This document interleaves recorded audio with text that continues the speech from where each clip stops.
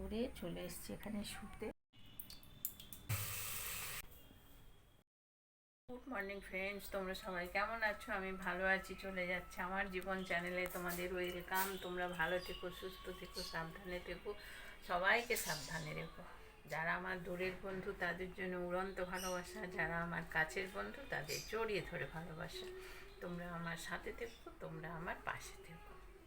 এখন বাজলো 9:30। 9:30 থেকে আমি আমার ব্লগটা শুরু করলাম। দেখতে থাকো, আশা করি ভালো লাগবে। চা খেতে চলে এসেছি, তার আগে তোমাদের ইন্ট্রো দিয়ে দিলাম। হ্যালো বন্ধুরা, টিফিন খাচ্ছি আর এখানে চা বসিয়েছি। কর্তার অর্ডার। চাল ভিজিয়েছি, মুড়ো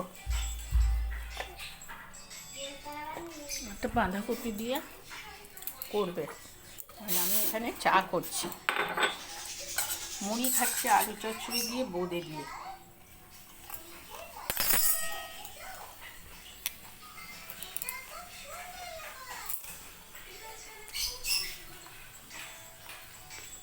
পূজা আমাদের টেবিল চেয়ারে বসে খায়, জানো এখন? না পূজা, ও পূজা, তুমি এখন টেবিল চেয়ারে বসে খাও বলো। ও বড় হয়ে গেছে, এতদিন ও এই এই নিচেই বসতো শতরঞ্চি পেতে। চায়ের জল ফুটে গেছে, চাটা করে নি। হয়ে গেল, স্নান হয়ে গেল। এই দেখো ভাত দেখিয়ে দিই। এখানে সবজি দিয়ে ডাল ফুটছে, ফোড়ন দিলাম। এখানে হচ্ছে ডাঁটা আলুর পোস্ত, আর এটা হচ্ছে মস্ত বড় মাথা দিয়ে বাঁধাকপি। এই দেখো, আর এই যে ডাল, ডাল ফুটে গেছে, ডাল বন্ধ করে দেবো।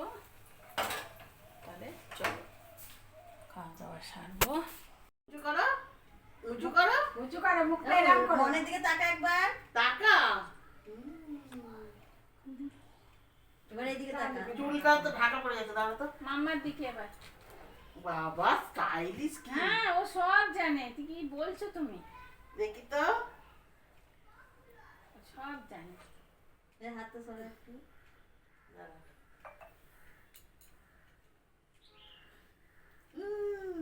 সরে আয়, এদিকে বেরিয়ে। মিটে মিটে উঠেছে, দেখি বাবু ভাই। এটা ভালো উঠেছে। উঠেছে? ও হ্যাঁ হ্যাঁ হ্যাঁ। বাবু এদিকে তাকা।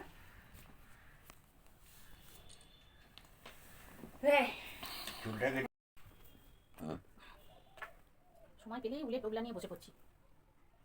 আমার এই বাড়ি পুচকার তো সোয়েটার হয়ে গেছে, এইবার আমি আমার মেয়ের ঘরের জন্য সোয়েটার বানাচ্ছি। সেলাই করতে ভালোবাসি, রান্না করতে ভালোবাসি।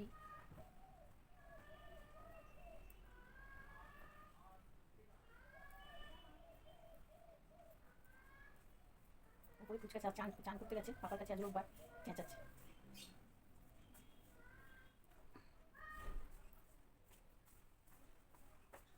তারও স্নান হয়ে গেছে, চলে এসেছে, এখনো ভাত খাওয়া শুরু হয়নি, যেহেতু 1:30 বাজেনি। ততক্ষণে 2 কাটা বুনিনি। সেলাই করতে আমি খুব ভালোবাসি, রান্না করতেও ভালোবাসি। আমাদের আগেকার দিনে সেলাই আর কি বলো, যখন জানি কেন করে দেবো না? সোয়েটার তো সবাই কিনে করতে পারে, এখন কিনতে গেলে কেউ তাই না বলো? উল আনতে হবে, সাদা উল আনতে হবে। সাদা এদিক ওদিক কেটে যায়, ছড়ে যায়, ইয়ে করে। তুমি যে ইয়ে করো না, কাজকর্ম এদিক ওদিকে, কালকে আগে সকালে কেটে কেটেছে, হ্যাঁ কালকে আমার কেটে গেছিল, এদিক ওদিক শুধু কেটে চলে গেছিল। পুচকারও খুব বড় বড় হাতে নখ হয়েছে, বললাম আজকে রবিবার দাদুর কাছে কেটে নিস। ফাজলামো করছিল, ততক্ষণে কাটা হয়ে যেত। আপনারাও কাটতে চান, আগে কাটতে চান, তাই বুঝি? হ্যাঁ, বড় হয়ে গেছে না, দুষ্টু হয়েছে।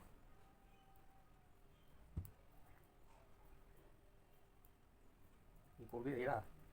ওরা গুড ইভিনিং, চলে এসেছি দেখো রাত্রিরে রান্না করতে। রাত্রিরে রুটির তরকারি কি করব ভেবে পাই না, জানো তো, পাগল হয়ে যাই। একবার একে জিজ্ঞেস করি, একবার ওকে জিজ্ঞেস করি। আমার কর্তা যেমন আলু খেতে পছন্দ করেন না, উনি কুমড়ো খেতে ভালোবাসেন। কুমড়ো আমার ছেলে ভালোবাসে। আমার কর্তাকে যেমন রোজ কুমড়ো দিলে রোজ খাবে, সেটা আমার ছেলে নয়। মটরের তরকারি করব, আমার কর্তা ভালোবাসে না, মানে মটরের ঘুগনি রসিয়ে কষিয়ে করা হয়, তাও ভালোবাসেন না। ছোলার ডাল ভালোবাসেন না।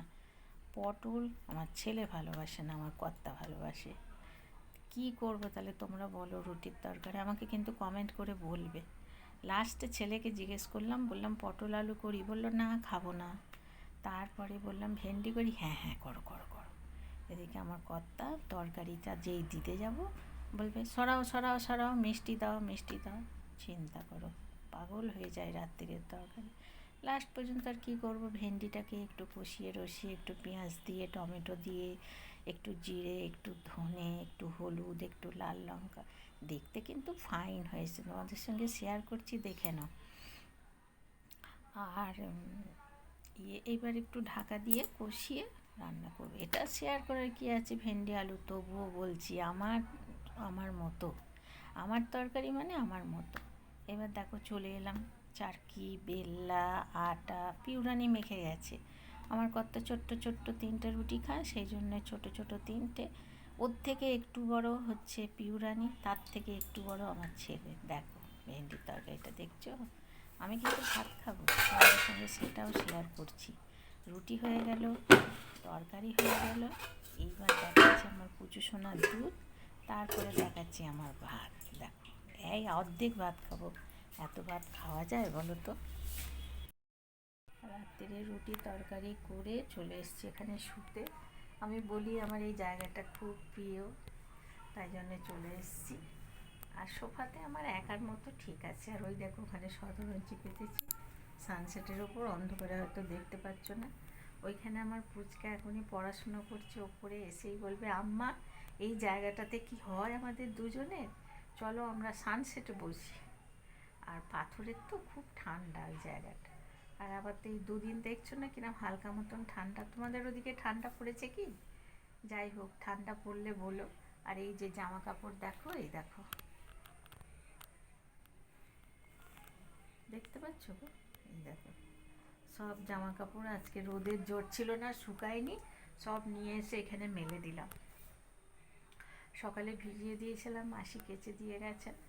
তো যাই হোক, একটুও যদি ভালো লেগে থাকে লাইক শেয়ার কমেন্ট করো, বন্ধুদের মাঝে ছড়িয়ে দিও, আর বেল আইকনটা টং করে টিপে দিও পরের ভিডিও পাওয়ার জন্য। তো আর কি, চলো চালিয়ে যাচ্ছি, দেখা যাক কী হয়।